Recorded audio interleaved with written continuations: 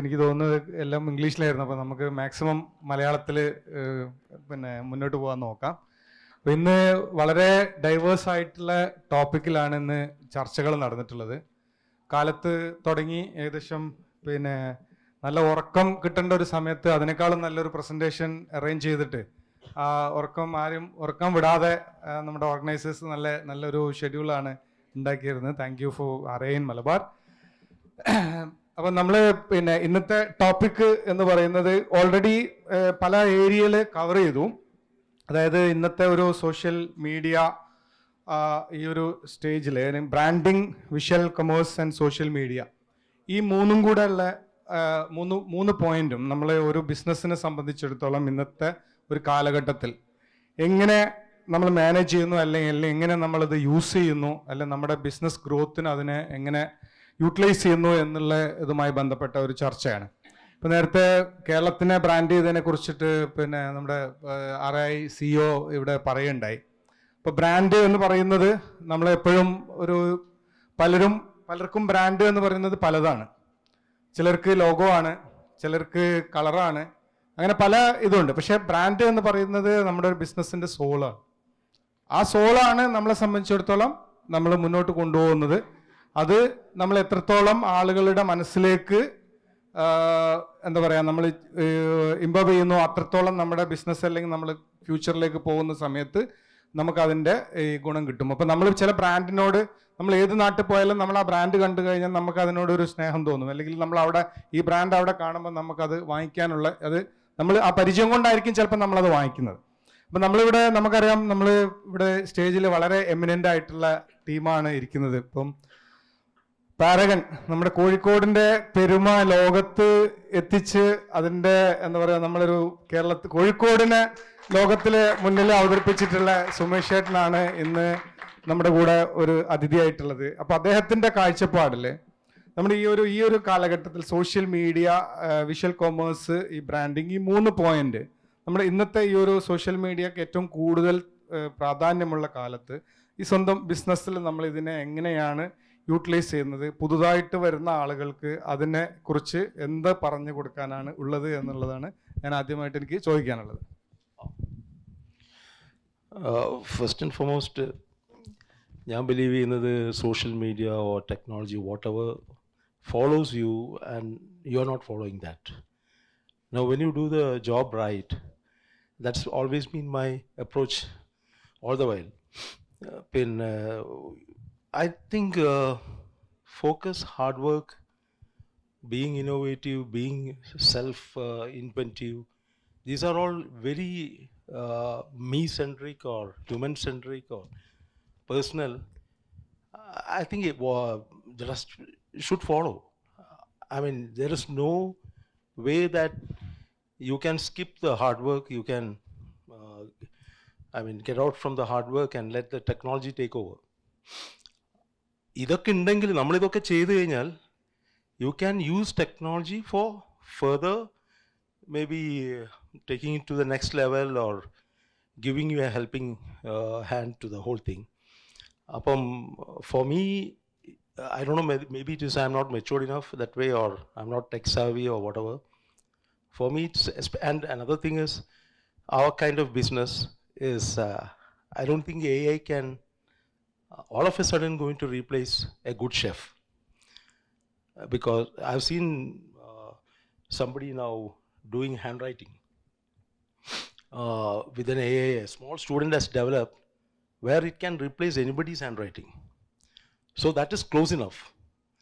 But I like to believe that a Paragon biryani can't be done like that. Because what I do when it comes to a good product is I try to continuously reinvent. So my chefs always find me, like they say, a big pain in the neck. And I don't think the AI or whatever will be able to do that. Because the same product, when you walk in one day, could be slightly different the next time when you have it, maybe after a month, which towards the positive side. So like a person who wants to evolve all through the life, which is one of my reason to be in this business, because being in Paragon or being in food business, I cannot survive until like sometime before Kumarji has talked about branding yourself. You have to evolve myself or oneself as a person so that you influence the brand which you lead. I don't think it can happen vice versa. The only way is the brand is benefited on how as a person you are evolving. So it boils down again to oneself and how you strive each day, not in a hurry, but because I personally believe again, time can be wasted beautifully if you can do it. And beautifully wasted time is always creative, and that is what, I mean, when people talk about why one should be very time conscious and time is running out, very sorry, I cannot understand it. Because time is something,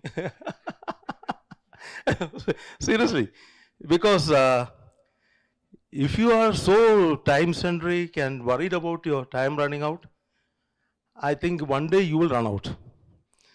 Whereas when you're very cool about it, and when you're like dwelling into that moment and doesn't care about, I mean, I'm not saying you should waste your time, but if you're really using it in a right manner, I think you have all the time in the world.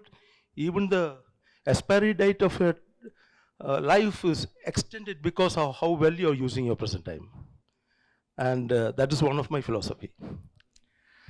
Thank you. പിന്നെ സുമേഷ് ചേട്ടാ, എനിക്ക് തോന്നുന്നത് ഒരു തികച്ചും വ്യത്യസ്തമായിട്ടുള്ള കാഴ്ചപ്പാട്. അപ്പം എനിക്ക് തോന്നുന്നത് ചിലപ്പം ആ ഒരു പിന്നെ എന്താ പറയുക, ആ ഫ്രീ ടൈമോ അല്ലെങ്കിൽ ആ വേസ്റ്റ് ചെയ്യുന്ന ടൈമോ ആയിരിക്കണം ചിലപ്പം ഇത്രയും ക്രിയേറ്റിവിറ്റി അല്ലെങ്കിൽ ഈ രൂപത്തിലേക്ക് മാറ്റിയെടുക്കാൻ വേണ്ടിയിട്ട് അദ്ദേഹം യൂസ് ചെയ്യുന്നു. പക്ഷേ ഒരു കാര്യം അദ്ദേഹം പറഞ്ഞു, ആദ്യം ഹാർഡ് വർക്കിനെ ഒന്നുകൊണ്ട് റീപ്ലേസ് ചെയ്യാൻ പറ്റുന്നില്ല. പക്ഷെ നമ്മൾ നേരത്തെ പറഞ്ഞിരുന്ന എല്ലാ പ്രസൻറ്റേഷനിലും അല്ലെങ്കിൽ എല്ലാ സ്പീച്ചിലും നമുക്ക് കേൾക്കാൻ പറ്റിയിരുന്ന ഒരു സംഗതി തന്നെയാണത്. അപ്പോൾ താങ്ക് യു സുമേഷ് ചേട്ടാ. പിന്നെ in the last panel also മൂന്ന് പേര് ഒരു കാര്യം സംസാരിച്ചുകൊണ്ടിരിക്കുന്നത്, പക്ഷേ എക്സാക്ട്ലി ഡിഫറെൻ്റ് ആയിട്ടാണ് നമ്മുടെ പിന്നെ ലാസ്റ്റ് പാനലിസ്റ്റ് ആയിട്ടുള്ള രാഹുൽ പ്രസൻറ്റ് ചെയ്തത്. കാരണം നമ്മൾ എല്ലാവരും ഇ കൊമേഴ്സിലേക്ക് പോകാനും അല്ലെങ്കിൽ ഇ കൊമേഴ്സ് ആണ് ഫ്യൂച്ചർ എന്ന് പറയുന്ന സമയത്ത് പുള്ളി നേരെ മറിച്ചുള്ള അഭിപ്രായമാണ്. അപ്പം നമ്മൾ ഇതൊരു ഡൈവേഴ്സ് എന്താ പറയുക കൾച്ചറാണ്. അപ്പോൾ അതുകൊണ്ട് നമുക്ക് ഇന്നതാണ് ശരി അല്ലെങ്കിൽ ഇന്നതാണ് തെറ്റ് എന്ന് നമ്മൾ അങ്ങനെ എടുക്കേണ്ടില്ല. ഓരോ ആളുകൾക്കും വിജയത്തിനുള്ള ഓരോ കാരണങ്ങളുണ്ട്, അല്ലെങ്കിൽ അതിന് ചെറിയ ഒരു പ്രത്യേകതകളുണ്ട്. ആ പ്രത്യേകത എന്താണെന്ന് നമ്മൾ കണ്ടുപിടിച്ച് നമ്മൾ മുന്നോട്ട് പോകുമ്പോഴാണ് അത് പിന്നെ സക്സസ് ആയിട്ട് മാറുന്നത്. നമ്മളിപ്പോൾ നമ്മളിപ്പോൾ ഒരു ഡോക്ടർ ഒരു MBBS ക്ലാസ് എടുത്തു കഴിഞ്ഞാൽ 60 കുട്ടികളോ 70 കുട്ടികളോ ഉണ്ടാവും. എല്ലാവർക്കും ക്ലാസ് എടുക്കുന്നത് ഒരേ അധ്യാപകരാണ്, എല്ലാവരും പഠിക്കുന്നത് ഒരേ സ്ഥലത്തിരുന്നാണ്. പക്ഷെ അവരെല്ലാം പുറത്തിറങ്ങുമ്പോൾ വ്യത്യസ്ത രൂപത്തിലാണ് അവർക്ക് പിന്നെ ആളുകളെ പിന്നെ എന്താ പറയുക ചികിത്സിക്കാനും അവർക്ക് ആളുകളെ അപ്രിസിയേഷൻ കിട്ടുന്നതും ഡിഫറെൻ്റ് ആണ്. അപ്പോൾ അതെല്ലാം ഒരു ഇൻഡിവിജ്വൽ, എല്ലാത്തിലും ഒരു ഇൻഡിവിജ്വൽ ഒരു സ്കില്ല് അല്ലെങ്കിൽ ഒരു ഇൻഡിവിജ്വൽ ആയിട്ട് ഡെവലപ്പ് ചെയ്യുന്ന ഒരു പ്രത്യേകതകളുണ്ട്. നമ്മൾ ചിലർ കൈപ്പുണ്യമുള്ള ഡോക്ടർ എന്ന് പറയും, ആ ആളെയും പഠിപ്പിച്ചത് പിന്നെ ഈ അധ്യാപകനാണ്, മറ്റേ ആളെയും പഠിപ്പിക്കുന്നത് തീരെ ആ കേസ് ആരും കിട്ടാത്ത ഡോക്ടർക്കും പഠിപ്പിക്കുന്നത് ഇതേ അധ്യാപകനാണ്. അപ്പോൾ അത് തീർച്ചയായിട്ടും അതിൽ സ്റ്റുപ്പിഡോ അല്ലെങ്കിൽ അങ്ങനെ ഒരു പറയേണ്ട കാര്യമില്ല എന്നുള്ളതാണ് എൻ്റെ ക്ലിയർ ആയിട്ടുള്ള അഭിപ്രായം. ഓക്കെ, സോ നെക്സ്റ്റ് നമ്മളെ കോഴിക്കോടിൻ്റെ മറ്റൊരു പേരും, അതായത് ഈ പേരിൻ്റെ കാര്യത്തിലും വിഭവങ്ങളുടെ കാര്യത്തിലും കോഴിക്കോടിന് ഒരു പ്രത്യേകത കൊടുത്തിട്ടുള്ള ഒരു സംരംഭമാണ് ആദാമിൻ്റെ ചായക്കട. നിങ്ങൾ കോഴിക്കോടുള്ള മിക്കവാറും എല്ലാവരും കേട്ടിട്ടുണ്ടെന്ന് എനിക്ക് തോന്നുന്നത്. അപ്പം അദ്ദേഹം നമ്മൾ നേരത്തെ പറഞ്ഞതിൽ നേരെ വ്യത്യസ്തമാണ്. അതായത് പേരിലായാലും അവിടെ സെർവ് ചെയ്യുന്ന പിന്നെ പ്രൊഡക്റ്റുകളിലായാലും അല്ലെ സെർവ് ചെയ്യുന്ന രീതികളിലായാലും അതിൻ്റെതായിട്ടുള്ള പ്രത്യേകത കൊണ്ടുവന്നിട്ടുള്ള ഒരു നമ്മൾ കോഴിക്കോടിൻ്റെ തന്നെ ഒരു മറ്റൊരു പിന്നെ പെരുമയാണ് നമ്മുടെ ആദാമിൻ്റെ ചായക്കട എന്ന് പറയുന്നത്. അപ്പോൾ താങ്കൾ നമ്മൾ ഈ പറഞ്ഞ വിഷയങ്ങൾ, അതായത് ഇപ്പോഴത്തെ ഈ പുതിയ കാലഘട്ടത്തിൽ സോഷ്യൽ മീഡിയ, ഇ കൊമേഴ്സ് അല്ലെങ്കിൽ വിഷ്വൽ മെർച്ചൻഡൈസിങ്, അതിൽ പ്രത്യേകിച്ച് നമ്മുടെ ഈ വിഷ്വൽ മെർച്ചൻഡൈസിങ് പിന്നെ എനിക്ക് തോന്നുന്നു ഇവർ ഈ ഫുഡിൻ്റെ കാര്യത്തിലാണ് ഏറ്റവും കൂടുതൽ ഈ നമുക്ക് ഇതായിട്ട് വളരെ കൃത്യമായിട്ട് നമുക്കത് ഫീൽ കൊടുക്കാൻ പറ്റുന്നത്. കാരണം വെറുതെ ഒരു ബിരിയാണിൻ്റെ പിക്ചർ കാണിക്കുന്നതിന് പകരം ബിരിയാണിൻ്റെ പുക വരുന്നത് കാണുമ്പോൾ ഓട്ടോമാറ്റിക്കായിട്ട് അത് തിന്നാനുള്ള ആ താല്പര്യം കൂടുന്നു. അപ്പോൾ ഈ ഒരു കേസിൽ ഇപ്പോൾ നിങ്ങളെ സംബന്ധിച്ചിടത്തോളം ഈ കാര്യങ്ങൾ, അതായത് ബ്രാൻഡിങ് അല്ലെങ്കിൽ വിഷ്വൽ കൊമേഴ്സ് അല്ലെങ്കിൽ സോഷ്യൽ മീഡിയ എത്രത്തോളം നമ്മുടെ ബിസിനസ്സിലേക്ക് നിങ്ങൾ അക്സെപ്റ്റ് ചെയ്തിട്ടുണ്ട്, അഡോപ്റ്റ് ചെയ്തിട്ടുണ്ട്, അത് എത്രത്തോളം യൂസ്ഫുൾ ആയിട്ടുണ്ട് എന്ന് നമ്മൾ ഇവിടെ പങ്കെടുത്തുള്ളവർക്കൊന്ന് പറഞ്ഞു കൊടുക്കാൻ വേണ്ടി സാധിക്കും? ഹലോ, ഫസ്റ്റ് ഓഫ് ഓൾ നമ്മൾ ബിസിനസ് ഏത് ബിസിനസ് ആയാലും ബിസിനസ്സിനൊരു എസൻസ് ഉണ്ട്. ഇപ്പം എനിക്ക് മറ്റുള്ള ഇൻഡസ്ട്രിയെ പറ്റി അറിയില്ല. നമ്മളെ ഇൻഡസ്ട്രി എന്ന് പറയുമ്പം ഞാൻ ഡെയിലി രാവിലെ ഞാൻ തന്നെ എന്നോട് പറയാറ്, ബിസിനസ്സിലെപ്പോഴും വരവും ചിലവുമാണ്. ഞാൻ മാനേജ്മെൻറ്റ് സ്കൂളിലും ഒരുപാട് സ്ഥലത്ത് കുറേ പഠിച്ചിട്ടുണ്ട്, പക്ഷെ അവിടെ ഒന്നും വരവും ചിലവല്ല പറഞ്ഞ് ക്വാർട്ടറും മറ്റുള്ള അനാലിസിസൊക്കെ. പക്ഷെ തിരിച്ച് റിയാലിറ്റിയിൽ വന്നപ്പം ഈ വരവും ചിലവും എന്നുള്ള ഒരു വലിയ ഫാക്ടറാണ്. അപ്പോൾ അതിൻ്റെ സോഷ്യൽ മീഡിയൻ്റെ റിലവൻസിലേക്കാണ് ഞാൻ വരുന്നത്. വരവെന്ന് പറഞ്ഞാൽ ഞാൻ എപ്പോഴും എന്നോട് തന്നെ പറയും, എൻ്റെ തടി പോലെയാണ്, കൂടുമില്ല കുറയുമില്ല. ചിലവെന്ന് പറയുന്നത് എൻ്റെ വയസ്സ് പോലെ ഇങ്ങനെ കൂടി വരും. അതായത് ബിസിനസ് എപ്പോഴും ഒരേ ലെവലിൽ ഇങ്ങനെ പോവാണ്. അത് നമ്മൾ മുന്നോട്ട് കൊണ്ടുപോകുക എന്നുള്ളതാണ് നമ്മളെ ഏറ്റവും വലിയ ചാലഞ്ച്. അവിടെയാണ് നമ്മൾ ആസ് എ ബ്രാൻഡ് സോഷ്യൽ മീഡിയയിലൂടെ ഒരുപാട് relevance, because we were able to shout what we are like the brand story, what is a difference, brand differentiation, അതൊക്കെ സോഷ്യൽ മീഡിയയിലാണ് വന്നത്.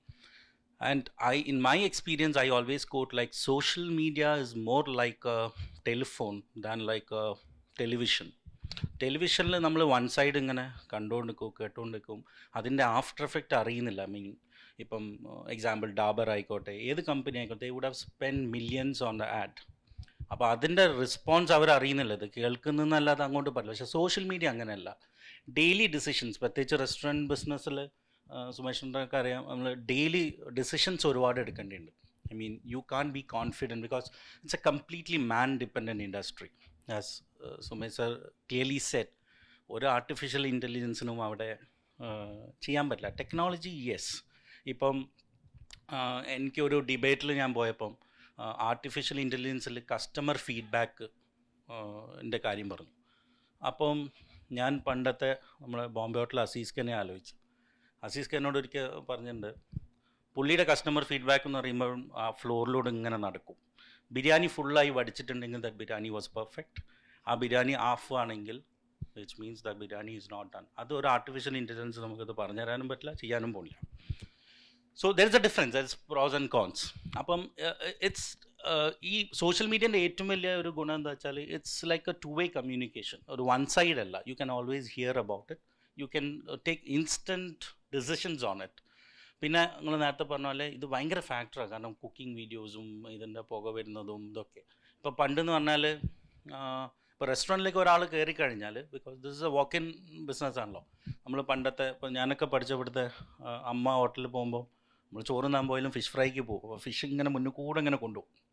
അപ്പോൾ അതൊക്കെ നമ്മൾ റെസ്റ്റോറൻറ്റിലേക്ക് ഇൻവെൻറ്റ് ചെയ്തപ്പോൾ അത് ഭയങ്കര വ്യത്യാസമായി. പക്ഷെ വീട്ടിൽ ഇന്നത്തെ കാലത്ത് സ്വിഗ്ഗിയും സൊമാറ്റോ ഉണ്ടല്ലോ, അങ്ങനെ അണിഞ്ഞ നിൽക്കുന്ന ഒരു കാലഘട്ടത്തിൽ ഈ സോഷ്യൽ മീഡിയ നമ്മളെ ഹെൽപ്പ് ചെയ്യുള്ളൂ. കാരണം ആ വീഡിയോയിലൊരു മീനിൻ്റെ മണം കിട്ടില്ല, പക്ഷെ ആ പൊരിക്കുന്നത് കാണുമ്പോഴാണ് ഒരു ക്രേവിങ് ഉണ്ടാവും. അതിന് യെസ് സോഷ്യൽ മീഡിയ. പിന്നെ social media has helped us a lot in terms of building customer engagements, customer relationships and customer loyalty. These are the three things which we need. പിന്നെ റെസ്റ്റോറൻറ്റിൽ പറഞ്ഞ പോലെ എല്ലാം ഇതിന് റീപ്ലേസ് ചെയ്യാൻ പറ്റില്ല. Of course they should be A product which you are convinced that product should be the best. പക്ഷെ ആ പ്രോഡക്റ്റിനൊന്ന് ഒരു സ്റ്റെപ്പ് ഹെഡ് നിർത്തണമെങ്കിൽ നമുക്ക് സോഷ്യൽ മീഡിയ നിർബന്ധമാണ്. പക്ഷേ സോഷ്യൽ മീഡിയനെ കൊണ്ട് ഒരുപാട് ഉപദ്രവങ്ങളുണ്ട്. എനിക്ക് തോന്നുന്നു അത് സുമേഷനായാലും ഏതായാലും ഒരു പരിധി വരെ നമ്മളാരും അത് മൈൻഡ് ചെയ്യാറില്ല. അതായത് ഈ ബ്ലോഗേഴ്സ് എന്ന് പറയുന്ന ഒരു group, there are plus and minus for it. എൻ്റെ മെയിൽ നോക്കുകയാണെങ്കിൽ ഡെയിലി ഒരു 10-15 മെസ്സേജ് ഉണ്ടാവും. There are certain people who comes to the restaurant with a group of people like 10-15 people. They want, അവരുടെ ബർത്ത്ഡേ ആയിരിക്കാം. അപ്പം ഏതൊരുത്തനും വീഡിയോ എടുത്ത് ഇങ്ങനെ വരിക്കുമ്പോഴത്തേ അത് ബ്ലോഗറാണെന്നാണ് വിചാരം. And the threat they give us, you, അവർക്കത് ഫ്രീ കൊടുത്തിട്ടില്ലെങ്കിൽ, see, you have to understand there are 70-80 people working in the restaurant and നമ്മൾ അത്രയും സ്ട്രഗിൾ ചെയ്തിട്ടാണ് അവരെ സാലറിയും ഇതൊക്കെ കൊടുത്ത് പോവാണ് ആർക്കായാലും. ഇപ്പോൾ സുമേഷ് ചേട്ടൻ നമ്മളെപ്പോഴും പറയുമ്പോൾ സുമേഷ് ചേട്ടൻ്റെ പ്രശ്നമുണ്ടാവും. സുമേഷ് ചേട്ടൻ ഒരു 1000 ആൾക്ക് ശമ്പളം കൊടുക്കാൻ ആലോചിക്കുമ്പോൾ ഞാൻ 100 ആൾക്ക് ആലോചിക്കണം. പക്ഷേ എൻ്റെയും മൂപ്പരെയും ടെൻഷൻ ഒന്നാണ്. It is only that number which is going up. അപ്പോൾ ഈ ഒരു ഇതിലേക്കാണ് ഈ സോഷ്യൽ മീഡിയ ഇൻഫ്ലുവൻസേഴ്സ് ഒക്കെ വരിക. So there are minus in it. അപ്പം മാത്രമല്ല ഒരു റിവ്യൂ. ആൻഡ് സുമേഷ് സർ ആദ്യം തന്നെ പറഞ്ഞൊരു കാര്യമല്ലേ, this is a completely man dependent industry. 365 days ഒരേ consistency, and that is his success. We all try to ആ ഒരു കണ്ടുപഠിക്കണം നമ്മളെപ്പോഴും പറയാറുണ്ട്.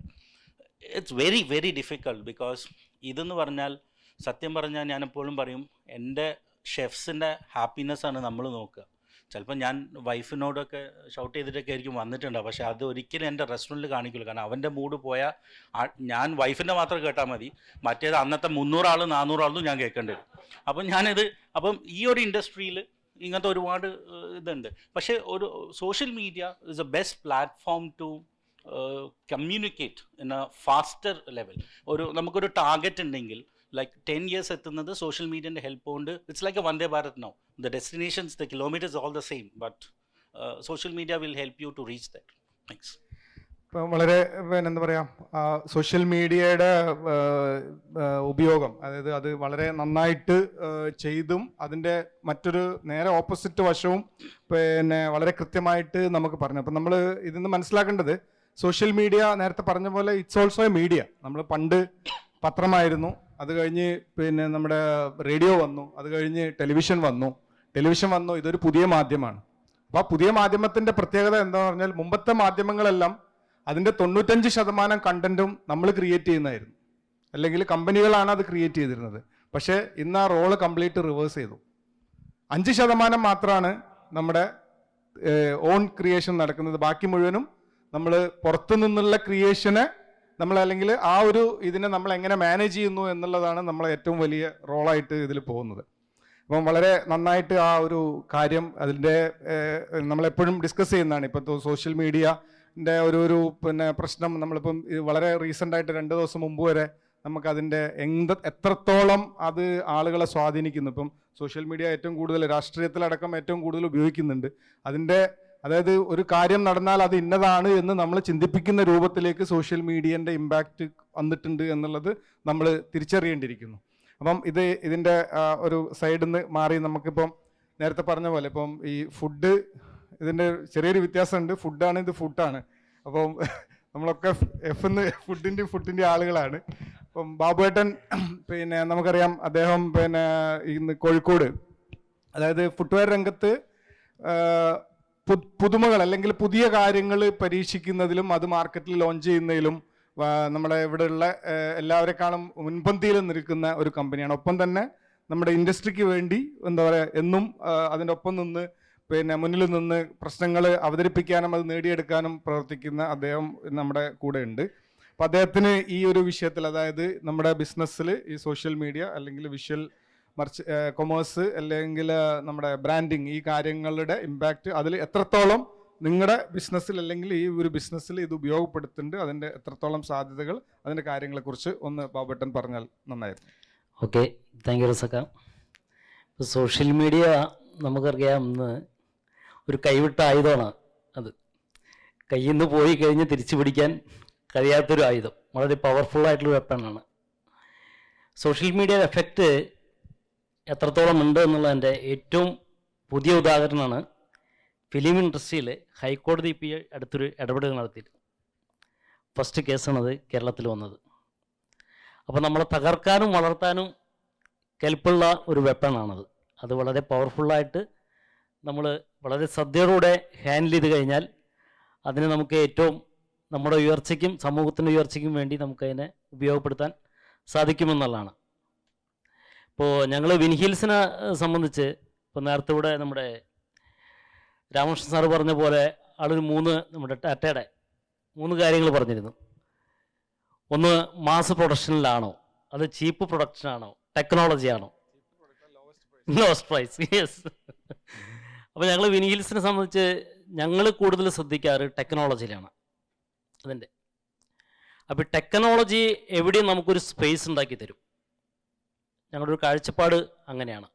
കാരണം ഫുട്വെയർ ഇൻഡസ്ട്രി നിങ്ങൾക്കറിയാം, it's a very big industry. അപ്പോൾ അതിൻ്റെ സാധ്യതകൾ വളരെ കൂടുതലാണ്, അതുകൊണ്ട് തന്നെ കോമ്പറ്റീഷൻ വളരെ കൂടുതലാണ്. ആ ഒരു സ്പേസിൽ ഒരു എന്താ പറയുക, ഞങ്ങളെ പോലുള്ള ഒരു ചെറിയ ബ്രാൻഡിനെ പിടിച്ചു നിൽക്കാം എന്ന് പറഞ്ഞാൽ അത്ര എളുപ്പമല്ല. അവിടെ ഞങ്ങൾ ഉപയോഗിക്കുന്ന ഒരു സ്ട്രാറ്റജിയാണ് ഈ ടെക്നോളജി. അപ്പോൾ ഈ ടെക്നോളജി ഉള്ളത് കൊണ്ട് എപ്പോഴും നമുക്ക് നമ്മുടേതായിട്ടുള്ളൊരു സ്പേസ് നമുക്ക് അവിടെ കിട്ടാറുണ്ട്. എത്ര വലിയ ബിഗ് ബ്രാൻഡ്സ്, എത്ര കോമ്പറ്റീറ്റർ വന്നാലും നമ്മളെ മാർക്കറ്റിൽ നിന്ന് മാറ്റി നിർത്താൻ പറ്റാത്തൊരു സ്പേസ് നമ്മളെപ്പോഴും അവിടെ സൃഷ്ടിച്ചുകൊണ്ടിരിക്കും. ഏറ്റവും കൂടുതൽ നമ്മൾ ശ്രദ്ധിക്കുന്നു അതിലാണ്. ഞങ്ങളുടെ ഒരു കൺസെപ്റ്റ്, ഞങ്ങളുടെ പ്രൊഡക്റ്റ് ഒരു കസ്റ്റമർ ഒരു തവണ യൂസ് ചെയ്ത് കഴിഞ്ഞാൽ അദ്ദേഹം അതിൻ്റെ പെർമനൻ്റ് കസ്റ്റമർ ആയിരിക്കണം എന്നുള്ളതാണ്. മറ്റൊരു സ്ട്രാറ്റജി നമ്മൾ പറഞ്ഞ മിനിമം മാർജിൻ. അത് മാസ വോളിയത്തിലേക്ക് കിടക്കുമ്പോൾ ഇവിടെ നമ്മൾ ഇൻഡസ്ട്രിയിൽ ഇപ്പോൾ നമ്മളെല്ലാവരും ഫേസ് ചെയ്യുന്ന ഒരു ഇഷ്യൂണ് പ്രൈസിങ്. ഈ ഫുട്വെയർ ഇൻഡസ്ട്രീനെ സംബന്ധിച്ച് ഇപ്പോൾ നമുക്കറിയാം, ഒരു പ്രൊഡക്റ്റ് അല്ലെങ്കിൽ ഒരു വ്യക്തി അദ്ദേഹത്തിന് ഒരു പ്രൊഡക്റ്റ് ആവശ്യമുള്ളൂ. അദ്ദേഹത്തിൻ്റെ ടാർഗറ്റ് ഇപ്പോൾ ഒരു 500 രൂപയുടെ ഒരു ടാർഗറ്റ് ഉണ്ട്, ഒരു ബയ്യിങ് കപ്പാസിറ്റി അദ്ദേഹത്തിനുണ്ടെങ്കിൽ നമ്മളൊരിക്കലും അദ്ദേഹത്തിനൊരു 200 രൂപയുടെയോ അല്ലെങ്കിൽ 150 രൂപയുടെയോ പ്രൊഡക്റ്റ് കൊടുക്കേണ്ട കാര്യമില്ല. ആ ഒരു ട്രെൻഡ് നമ്മുടെ എക്കണോമീനെ തന്നെ തകർക്കുന്ന രീതിയിലേക്കാണ് വരുന്നത്, കാരണം കോമ്പറ്റീഷൻ. അപ്പം ഞങ്ങൾ അതിലേക്ക് പോകാറില്ല. ഞങ്ങളൊരു മിനിമം പ്രൈസിങ്ങിലാണ് ഞങ്ങളെപ്പോഴും ഞങ്ങളുടെ product. Minimum pricing, high quality, new technology. അത് ഏറ്റവും നല്ല രീതിയിൽ എത്രത്തോളം ആളുകൾക്ക് ഉപകാരപ്രദമായ രീതിയിൽ പ്രസൻറ്റ് ചെയ്യാൻ പറ്റും എന്നുള്ളതാണ് ഞങ്ങൾ ശ്രദ്ധിക്കാറ്. പിന്നെ സോഷ്യൽ മീഡിയ എന്ന് പറഞ്ഞത് നമുക്കറിയാം, ആർക്കും ഇന്നത്തെ കാലത്തത് ഒഴിവാക്കാനായിട്ട് സാധിക്കില്ല.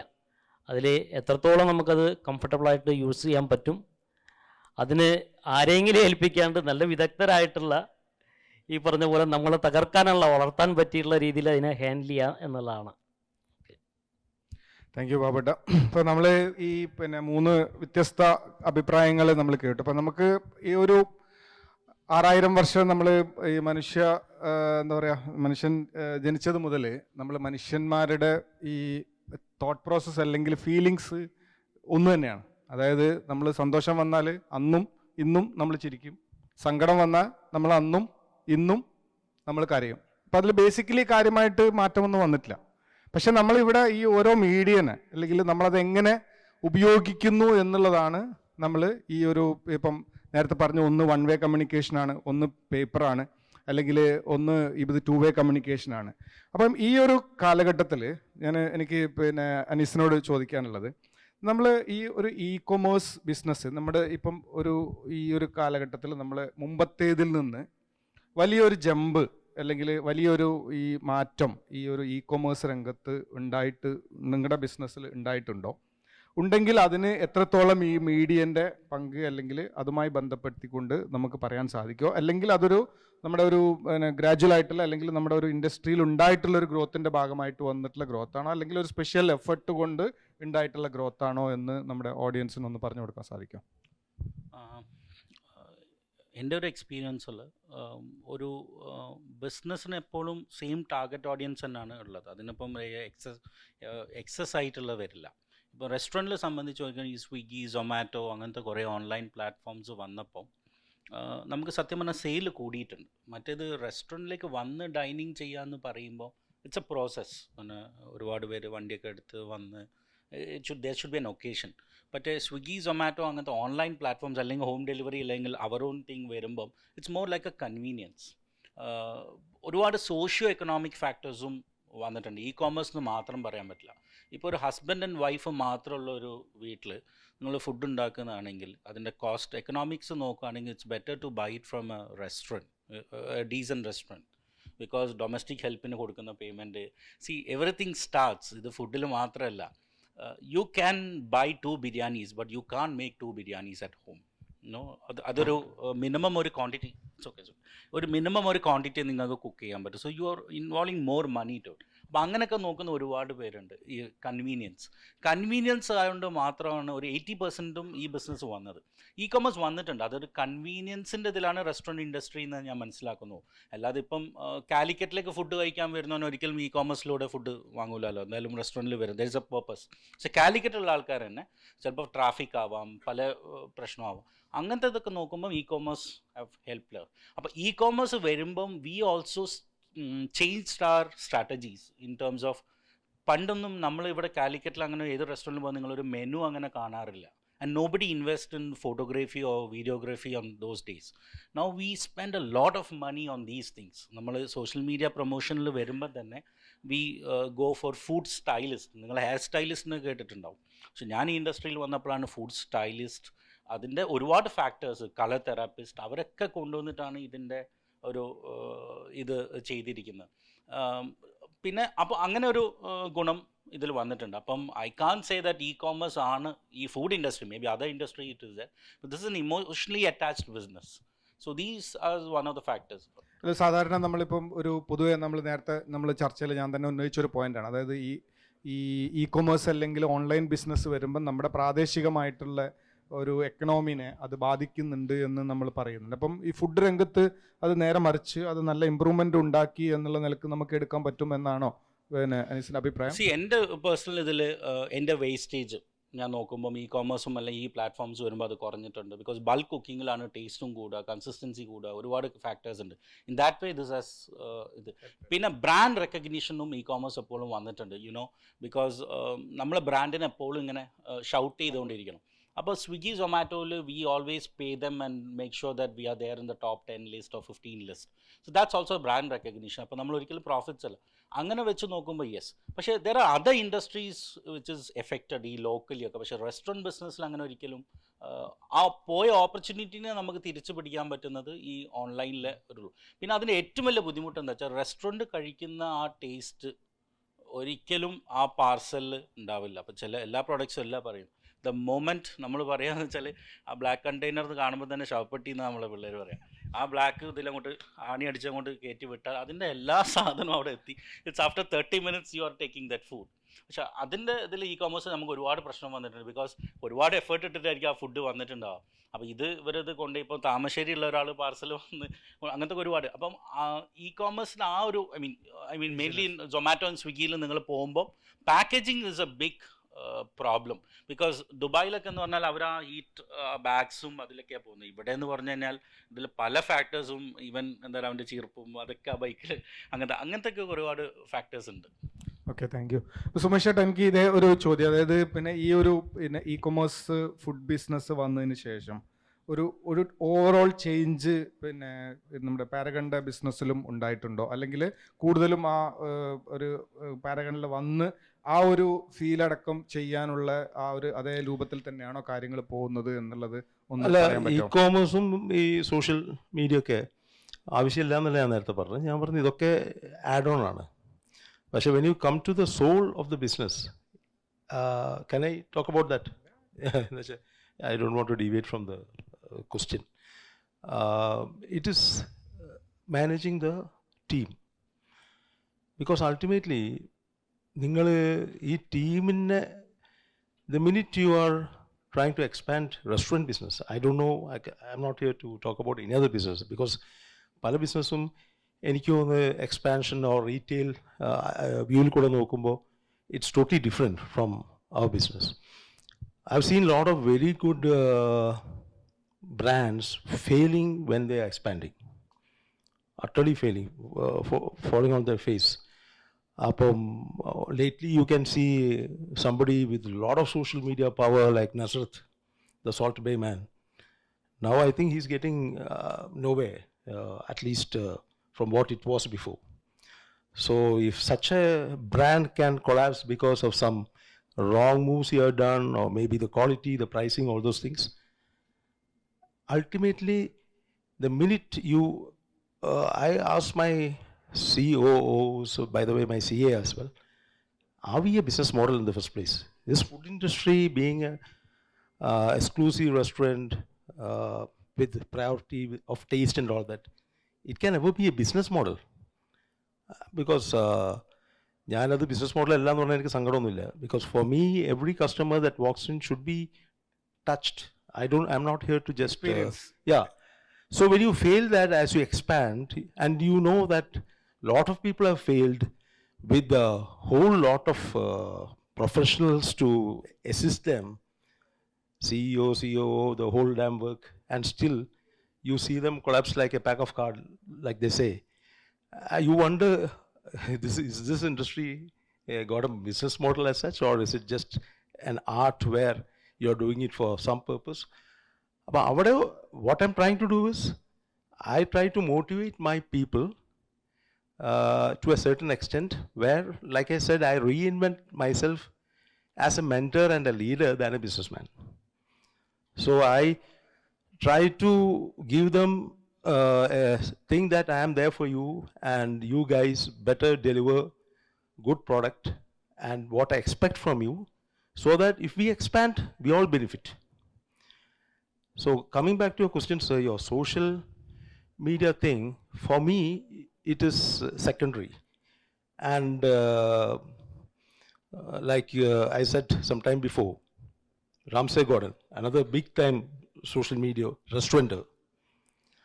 I've been to a lot of cities where I've seen the shop this side and that side packed, and one of the Gordon shops literally without even flies, empty. So branding, because of social media, and you don't do, because it's very easy to do 101 wrong things in the restaurant industry, and very tough to move ahead doing the right things. So that's why when I get offers from all over the world, I like even my close friends saying, what is this, you are not going, like, expanding.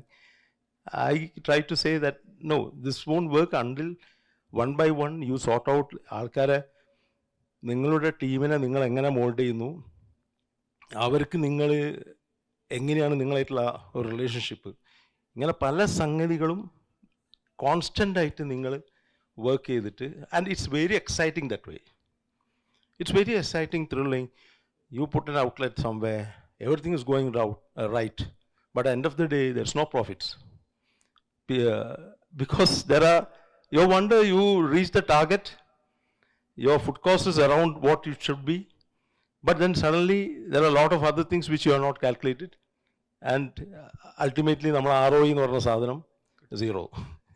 അപ്പോൾ ഇങ്ങനെ പല പല സംഗതികളും challenging ആയിട്ടുള്ളൊരു ഫീൽഡാണിത്. അപ്പോൾ ആ ഫീൽഡിൽ നിങ്ങൾ, എനിക്ക് തോന്നുന്നു most essential thing is how you groom your team and the relationship where they see you as a leader and work for you. Okay, thank you Sumesh ചേട്ടാ. പിന്നെ ബാബട്ടൻ, നമ്മൾ ഫുട്വെയർ ഏറ്റവും കൂടുതൽ ഓൺലൈൻ ഇ-കൊമേഴ്സിൽ ബിസിനസ് ചെയ്യപ്പെടുന്ന ഒരു കാലഘട്ടമാണ്.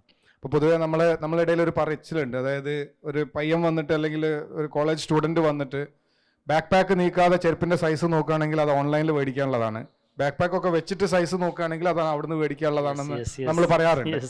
അപ്പോൾ ആ ഒരു ഇൻസിഡൻറ്റ് നോക്കുന്ന സമയത്ത് നമ്മൾ ഈ ഫുട്വെയറിൽ ഈ ഒരു ഓൺലൈൻ ഇൻഫ്ലുവൻസ് അല്ലെങ്കിൽ ഓൺലൈൻ ബിസിനസ് നിങ്ങളുടെ അഭിപ്രായത്തിൽ എത്രത്തോളം, അല്ലെങ്കിൽ നിങ്ങളുടെ ഒരു ബിസിനസ്സിൽ എത്രത്തോളം വന്നിട്ടുണ്ട്, അതിനെ ഇനി സ്കെയിലപ്പ് ചെയ്യാനുള്ള നമ്മളെ പുതിയൊരു സാഹചര്യത്തിൽ സാധ്യതകളുണ്ടോ, അല്ലെങ്കിൽ നമ്മുടെ റെഗുലർ, അതായത് ഇപ്പം നേരത്തെ ഫുഡ് പറഞ്ഞ മാതിരി, ഫുഡ് എന്ന് പറയുന്നത് അതൊരു എക്സ്പീരിയൻസ്. ഇപ്പം ഞാൻ നേരത്തെ നമ്മുടെ ആദാമിൻ്റെ ചായക്കടയിൽ പറഞ്ഞ പോലെ, അതായത് എനിക്ക് ഈ ഫുഡിൻ്റെ പാക്കറ്റിൽ വന്നു കഴിഞ്ഞാൽ ആ ഫുഡ് ആ ഒരു ടേസ്റ്റ് പിടിക്കാത്ത ഒരാളാണ് ഞാൻ. അതേപോലെ ഒരുപാട് പേരുണ്ടാവും. അപ്പം സ്വാഭാവികമായിട്ടും ആ റെസ്റ്റോറൻറ്റിൽ പോയി കഴിക്കുന്ന ആ ഒരു ഫീൽ ഒരിക്കലും ഈ ഓൺലൈനിൽ കിട്ടില്ല. പക്ഷേ നേരത്തെ പറഞ്ഞ പോലെ ഒരുപാട് സോഷ്യൽ, അതായത് ഭാര്യ ഭർത്താവ് ജോലി ചെയ്യുന്ന സ്ഥലത്ത് ഒരാളെ നിർത്തുന്നതിന് പകരം 2 ബിരിയാണി ഉണ്ടാക്കുന്നതിന് പകരം മേടിക്കാനുള്ളൊരു സാധ്യത ഉണ്ട്. പക്ഷേ അതേപോലെ തന്നെയാണ് ഈ ഫുട്വെയർ രംഗത്ത്. അതിനെക്കുറിച്ച് എന്താണ് പറയാനുള്ളത്? ഓൺലൈൻ ബിസിനസ് അതിന് ഫ്യൂച്ചർ ഉണ്ടെന്നുള്ളത് തന്നെയാണ്.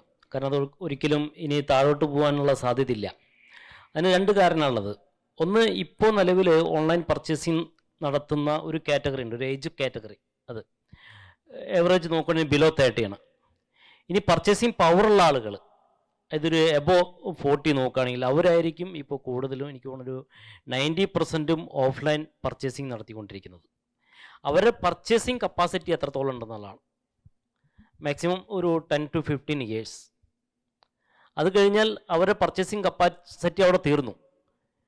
പിന്നെ വളർന്നു വരാനുള്ളത് നമ്മുടെ ന്യൂ ജനറേഷനാണ്. അവർ 100% ഓൺലൈനിൽ ഫോക്കസ് ചെയ്തുകൊണ്ടിരിക്കുകയാണ്. പിന്നെ അത് മാത്രമല്ല, ഈ ഓൺലൈൻ ബിസിനസ്സിൻ്റെ ഇപ്പോൾ സോഷ്യൽ മീഡിയ ഉൾപ്പെടെയുള്ളതിനെ ഉപയോഗിച്ചുകൊണ്ട് പുതിയ സാധ്യതകൾ.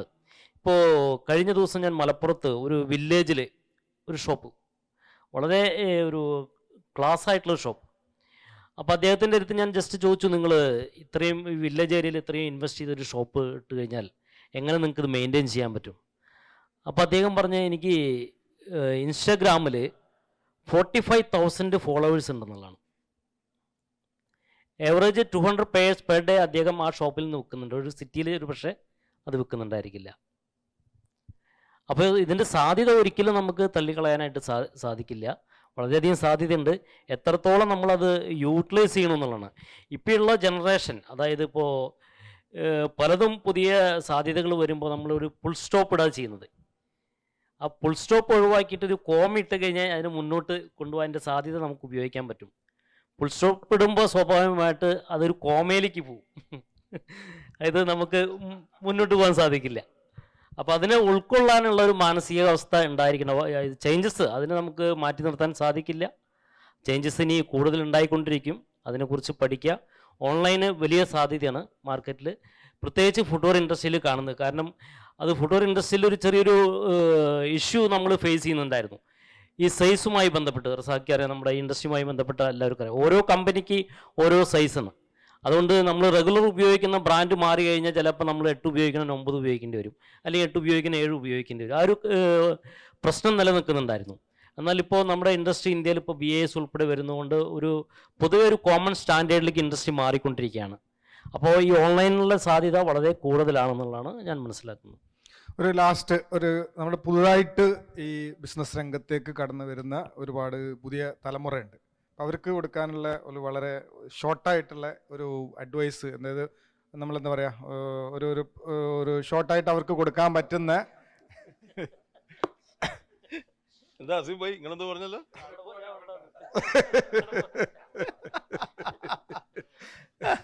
അല്ല, ഒരൊറ്റ അഡ്വൈസ് എനിക്ക് ഇപ്പം മനസ്സിൽ വരാറില്ല. എല്ലാവരും യൂസഫ് അലിക്ക് ആവാൻ വേണ്ടി ശ്രമിക്കുന്നുണ്ട്. അതൊന്നും ഇല്ലാണ്ട് പിന്നെ സെൽഫ് ആവാൻ. കാരണം എന്താ വെച്ചാൽ നമ്മൾ to become super rich billionaire, മറ്റേ സ്കെയിലിംഗ് അപ്പ്, എന്താ പറയുക, വാലുവേഷൻ എന്നീ സംഗതികൾ കാണുമ്പോൾ പിന്നെ നെറ്റ്വർത്ത് ആ അതെ ബെൻസ് നെറ്റ്വർത്ത് എന്താ പറയുക, റേഞ്ച് റോവർ, അതൊന്നും ആവശ്യമില്ലാന്ന് എനിക്ക് തോന്നുന്നു. എനിക്ക് തോന്നുന്നു നമ്മൾ let's enjoy what we are doing. Okay, basic ആയിട്ടുള്ള സർവൈവലിനുള്ളതോ അല്ലെങ്കിൽ അതിൻ്റെ ബെറ്റർ ആയിട്ടുള്ള കംഫർട്ടബിൾ ലിവിങ്ങിനുള്ള ആവശ്യമാണ്, അതൊക്കെ ആവശ്യമാണ്. പക്ഷേ നമ്മളൊക്കെ സമയത്തുള്ള നോം, for example when you talk about places like happiest places on earth like Amsterdam, Greenland and all those places, അവിടെ എൻ്റെ ഒരു അനുഭവമാണ്. അതായത് ഒരു സ്ഥലത്ത് പോയപ്പോൾ സിബൈക്ക് അറിയുന്ന മാതിരി ഞാൻ പിന്നെ ബ്രാൻഡഡ് ഷൂ ഇട്ട് പോയപ്പോൾ അവിടുത്തെ ലേഡി പറഞ്ഞു, if you are in Amsterdam it would have been a little bad situation for you. ഞാൻ ചോദിച്ചത് എന്ത് പറ്റി? You have to merge in the crowd, don't stand out എന്ന് പറഞ്ഞു. അപ്പോൾ അതൊരു ഭയങ്കര നല്ല ഇതായി തോന്നി. കാരണം ഇവിടെ we want to stand out, but there standing out comes from ആ ഒരു നമ്മളെ പ്രോഡക്റ്റിൻ്റെ ആ ഒരു സംഗതിയും അതിൻ്റെ ആ ഒരു ബ്യൂട്ടിയും. It's I don't know what term you have to, intellectual standing out, oh maybe I don't know what to term it. അപ്പോൾ to put in a nutshell simple, Yusuf അലിക്ക് എന്തൊക്കെയോ ഭാഗ്യമോ ടൈമോ എന്തുകൊണ്ടാണ് അവിടെ എത്തിയത്, ഓർ അദാനിയോ whatever all the names. Let us stop trying to be that and let us enjoy what we are doing, and like a happiness country, let us be happy individuals, and preferably later on a happy God's own country. Okay.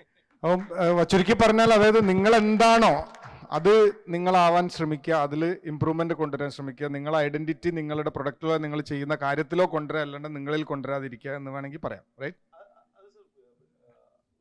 What we are having is we are losing family life, we are losing a lot of things, personal health, which is a must. You get to get your, ഞാൻ എപ്പോഴും പറയുന്നതിനെ കൊണ്ടത് പറയാണ്, you get to get your sleep, you get to get your workout every day. അതൊക്കെ sacrifice ചെയ്തുകൊണ്ടുള്ള ഈ run. എന്തായിരുന്നു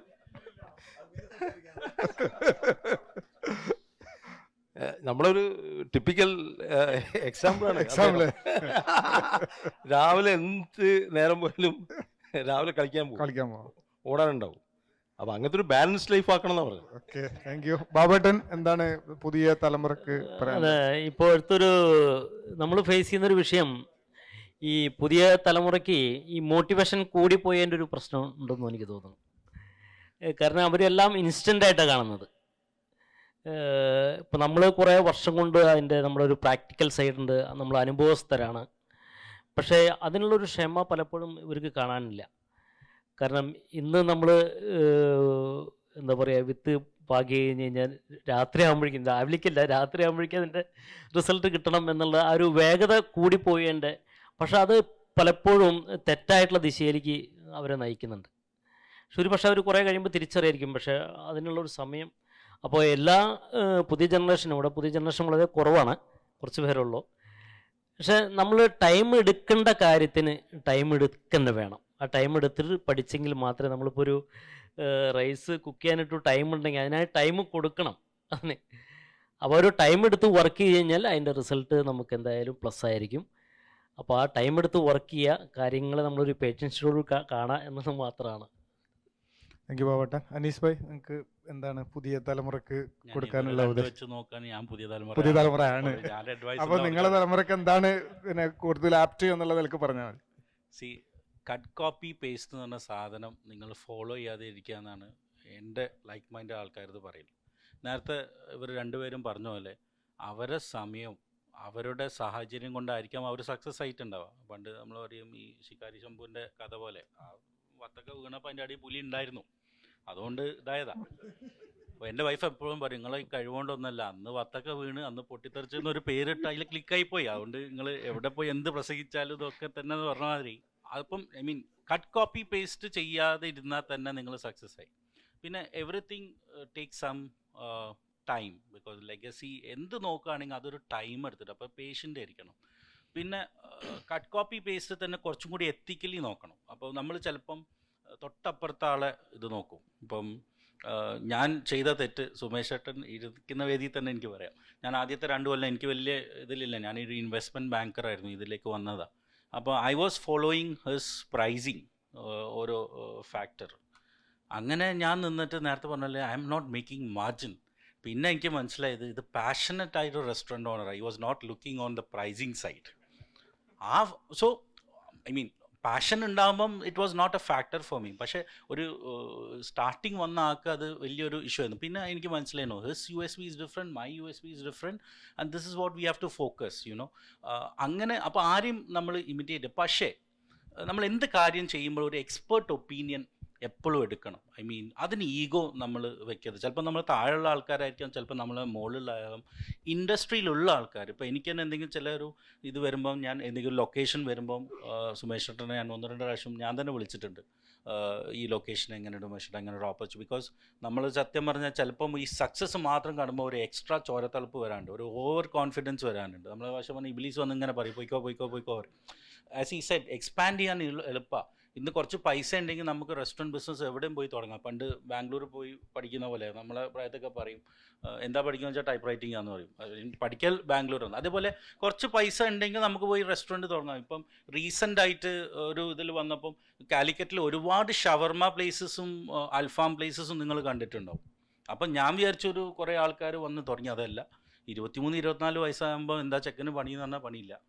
അപ്പോൾ ഒരു 10,000-50,000 ഉറുപ്പിക വെച്ച് 4 ഫ്രണ്ട്സ് കൂടിയിട്ട് ഒരു അൽഫാമിൻ്റെ കട ഇടുന്നു, ഒരു ഇൻഡസ്ട്രി ആക്കുന്നു. 6 മാസം അതോ നമ്മൾ ഇത്രയും ടാക്സും നമ്മൾ ഇത്രയും ഡെക്കോറൊക്കെ കൊടുക്കി നമ്മൾ 600 ഉറുപ്പിക അൽഫാം വെക്കുമ്പോൾ ഇപ്പോൾ 350 ഉറുപ്പിക വെക്കും. കാരണം അവന് 6 മാസം കൊണ്ട് എൻഗേജ്മെൻറ്റ് കിട്ടിയാൽ മതി. ഈ doesn't want to make profit. അത് പൊട്ടിപ്പൊളിഞ്ഞു. അപ്പോൾ അത് പറഞ്ഞാൽ അപ്പോൾ അവൻ്റെ 350 കണ്ടിട്ട് ഞാനും എൻ്റെ 350 ആക്കി അങ്ങനെ ആവും. അവൻ്റെ കല്യാണം കഴിഞ്ഞ്, എൻ്റെ കല്യാണം ഓൾറെഡി കഴിഞ്ഞാൽ പിന്നെ ഞാൻ ആ തെറ്റ് തന്നെ ചെയ്യേണ്ടല്ലോ. So that is what means that cut copy paste നിങ്ങൾ ബിസിനസ്സിൽ ചെയ്യാതിരിക്കുക. പിന്നെ എപ്പോഴും എക്സ്പേർട്സിനോട് ചോദിക്കണം, കാരണം അവരുടെ എക്സ്പീരിയൻസ് ഉണ്ട്. ഞാൻ MBA കഴിഞ്ഞപ്പോൾ നമ്മൾ പറയുന്ന ഒരു എന്താ പറയുക, ശരിക്കും നമ്മൾ പറയുന്ന യൂണിവേഴ്സിറ്റി MBA എക്സിക്യൂട്ടീവ് MBA നേരത്തെ പറഞ്ഞ പോലെ, എക്സിക്യൂട്ടീവ് MBA എന്ന് പറയുന്ന ഡബിൾ ഫീസ് കൊടുക്കും ആ കോളേജ് മാത്രമല്ല, അങ്ങനെ കുറേ ചവിട്ടും കുത്തും കെട്ടിയിട്ട് എക്സിക്യൂട്ടീവ് MBA എത്താം. I mean you fail in lot of things, you learn of lot of things. മറ്റേ MBA പറഞ്ഞാൽ കുറേ ഫ്രഷാണ്. അപ്പം ആ ഒരു വ്യത്യാസമാണ് എനിക്ക് പറയാനുള്ളത്. Thank you. സോ എനിക്ക് തോന്നുന്നത് വളരെ ഒരു ഡൈവേഴ്സായിട്ടും വളരെ ഇൻസൈറ്റ്ഫുൾ ആയിട്ടുള്ള ഒരു പോയിന്റ് ഓഫ് വ്യൂ. എനിക്ക് തോന്നുന്നത് നമുക്ക് എല്ലാവർക്കും വീട്ടിലേക്ക് കുറച്ച് എടുത്തു കൊണ്ടുപോകാൻ പറ്റുന്ന കാര്യങ്ങൾ നമ്മുടെ 3 പാനലിസ്റ്റുകൾ പറഞ്ഞതിലുണ്ട്.